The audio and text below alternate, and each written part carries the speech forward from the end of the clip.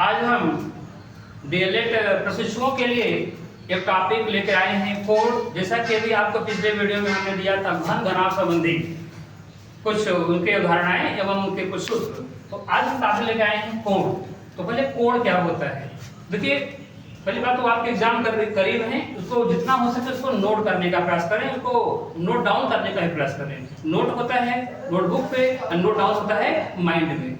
इसको कैसे तैयार करें, जो दिन में पढ़े हैं शाम को सोने से पहले, जैसे आप लेट जाएं तो 5 मिनट तक उसको सोचें, बस ये होता है नोट डाउन। अब हम पहले पढ़ें कोण। कोण क्या होता है, अगर हम कहें कि दो रेखाओं से घिरी आकृति, बात करें हम दो रेखाओं से घिरी आकृति कोण कहलाती है। अब इसके बारे में ज्यादा कुछ हमको नहीं पढ़ना है, अब इसके बारे में सीधे हम बात करेंगे इसके प्रकार, क्योंकि पेपर में इसके प्रकार की चर्चा करता है। तो हम कोण को यहाँ से थीटा से दिखा लेंगे। अरे कि दो रेखाओं से जो घिरी आकृति है क्या कहलाएगी, कोण कहलाएगी। अब हम आगे चर्चा करेंगे कि कोण कितने प्रकार होते हैं। तो हम यहाँ पे कोण के प्रकार कौन कौन से होते हैं, कोण के प्रकार,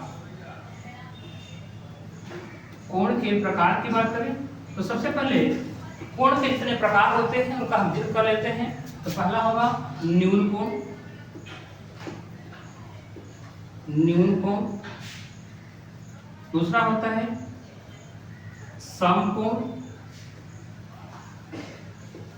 तीसरा है अधिक कोण, अधिक कोण। इसके बाद है ऋजु कोण,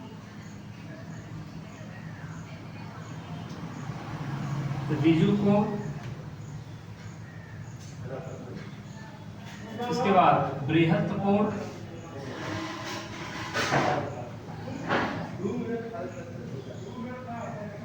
बृहत् कोण। इसके बाद रहेगा संपूर्ण कोण, संपूर्ण कोण। हाँ, पहले हम इसका नाम लिख लें और उसको हम चाहे तो हम एक ही डायग्राम पे सबको दिखा दें या तो सबको अलग अलग दिखा दें। तो हम कोशिश करेंगे कि जितने भी हमारे ये कोण हैं सबको हम क्रमशः दिखा दें कोण का होता है।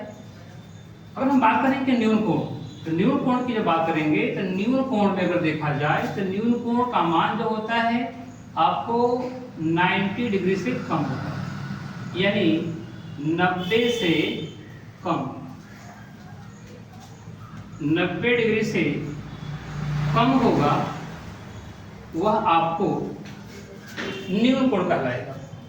इसको हम नाम देंगे न्यून कोण। इसके बाद दूसरा है समकोण। जैसा कि नाम से स्पष्ट है कि समकोण, समकोण का मतलब होगा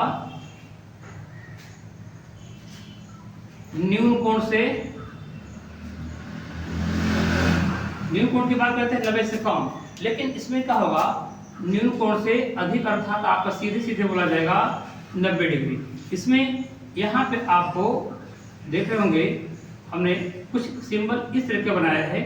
जब भी 90 डिग्री का एंगल होता है हम यहाँ ऐसे बनाते हैं वर्गाकार। तो यहाँ देखें ये आपका जो एंगल होगा वो 90 डिग्री होगा, स्ट्रेट एकदम होगा, यानी कि हम लंबवत होगा तो 90 डिग्री होगा। इसको भी हम समकोण कर सकते हैं। लेकिन हम बात करें समकोण के बाद, इसको हम यहाँ नोट कर दें समकोण। समकोण के बाद तीसरा आता है ऋजु कोण।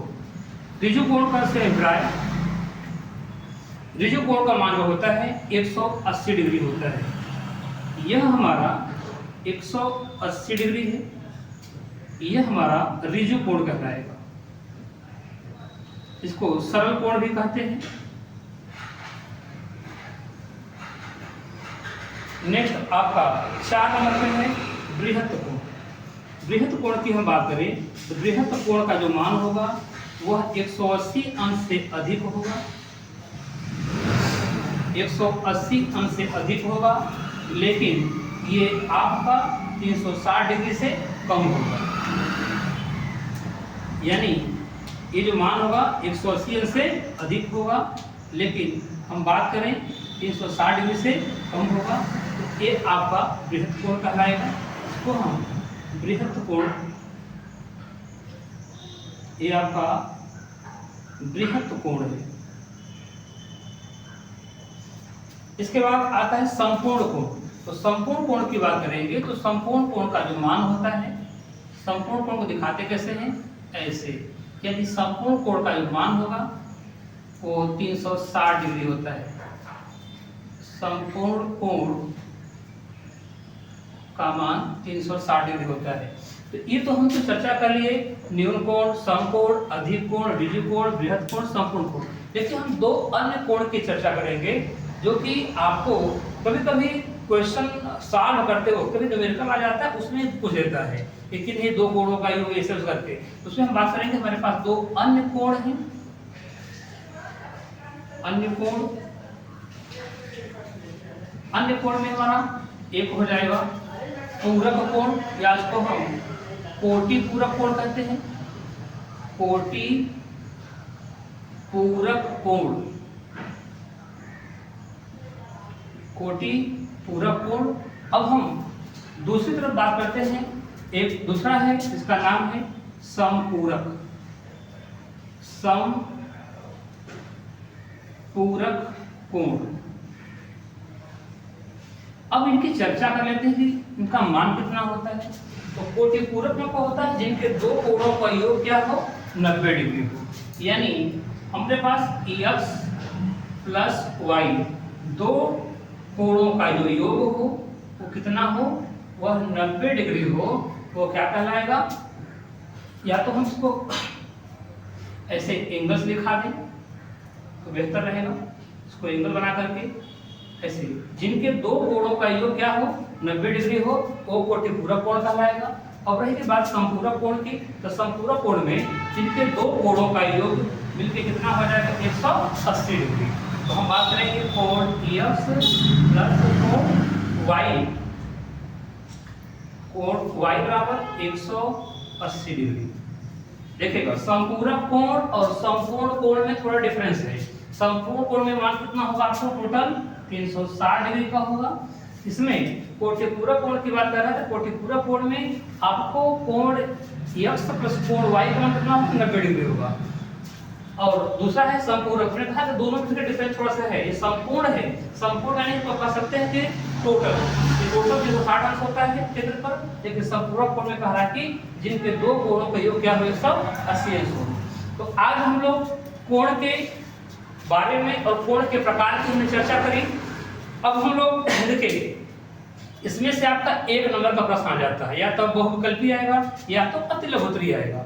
या तो बहुत करेगा, अगर आपको लघुत्तरी में आएगा तो उसमें से आपके नाम दे दिए जाएंगे सारे कि इनकी आप व्याख्या करिए, क्योंकि दो नंबर का प्रश्न है तो उसमें एक आने का चांस ही नहीं है। तो कम से कम आपको पता है कोण किसे कहते हैं। उन्होंने बताया कि दो रेखाओं से घिरी आकृति क्या कहलाएगी, कोण कहलाएगी। कोण के प्रकार की बात कर रहे हैं, तो कोण के प्रकार में रख लीजिएगा कितना होता है। तो उसको देखा कि आपका न्यून कोण है 90 से कम होगा, समकोण 90 डिग्री, अधिक कोण की हम बात करेंगे। यानी कि हम अधिक कोण को हमने देखा था, अधिक कोण की चर्चा नहीं हुई है, हाँ समकोण है। हम अधिक कोण की चर्चा को यहाँ हमने छोड़ दिया है, तो अधिक कोण को हम कहीं बगल में ले लेते हैं। अधिक कोण में क्या छूटा हुआ है, तो कहना कि 90 अंश।